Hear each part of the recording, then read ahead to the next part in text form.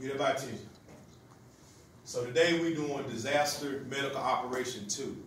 We did a initial breakdown of it. We did an assessment outside triage. Who could tell me basically again what that means? You label the people out from least critical and like right. So you basically have a color code system of prioritizing level of injury or the mass casualty incident.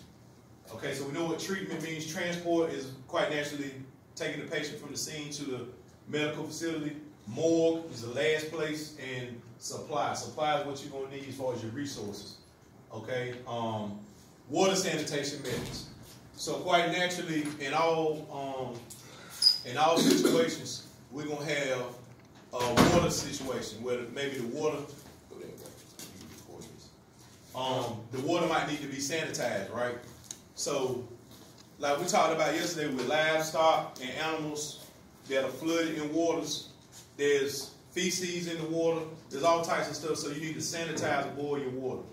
All right, they have water purification tablets, things you can buy, or non-perfumed liquid bleach, 8 drops a gallon of water, 16 drops if water is cloudy. This is going to be the last resort is adding bleach. You don't want to have to do that. So the primary thing you're going to do is boil your water to make sure it's sanitized.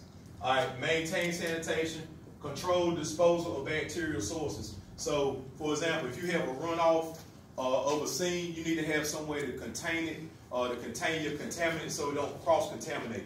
How many of you know, like, for example, we talked about public safety 1, direct contamination. What would a form of direct contamination be?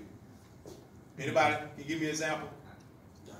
Direct contamination. How can you directly contaminate something? Like put it straight on it? Straight on it. So if I sneeze in my hand and I don't wash my hand, pay attention, y'all, because this is on the CFA. I'm serious.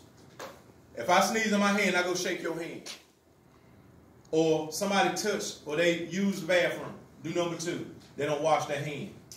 Put fecal matter on the doorknob, and somebody come behind them and touch that direct, right? Hands on.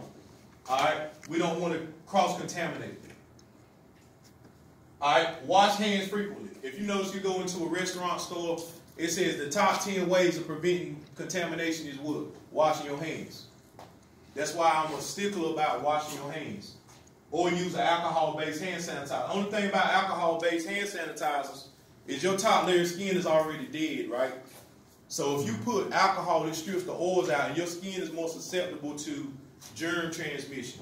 So any open sore, any open cut, if somebody has a bloodborne pathogen, it can be transmitted through an open cut, okay? N95 mask, what I always say about N95 masks, that's not a regular painter mask, that's a particulate mask to prevent the spread of tuberculosis. So if you just go like you see people wearing like had a flu or cold, they just wear them thin masks.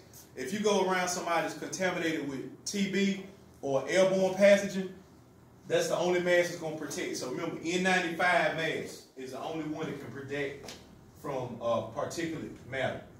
Keep dressing sterile. What's a dressing? Anybody? I ain't talking about salad dressing. We're talking about in reference to an injury. What is a dressing? Band-aid, or some kind of, you have occlusive dressings, or they have like a lubricant in it. You have dry, sterile bandages. You have bulk pads. So if a person has massive bleeding, what are the ways we said we can control shock? We talked about this. I'm going to give you one. Elevation. What's another one? When I say elevate, why did I say you need to elevate? To keep it from... Where does most of the blood, gravity takes it where? To the lower extremity. So if a person have massive trauma in their upper region of their body, you're going to lay them flat, elevate the legs to get the blood to come back, right? All right. Then you have direct pressure. So if a person has a trauma with massive blood loss, at the time you're going to need to intervene with just putting pressure on it. So like a tourniquet, but sometimes bulk dressing helps slow the blood. It helps it coagulate. All right. Always avoid contact with body.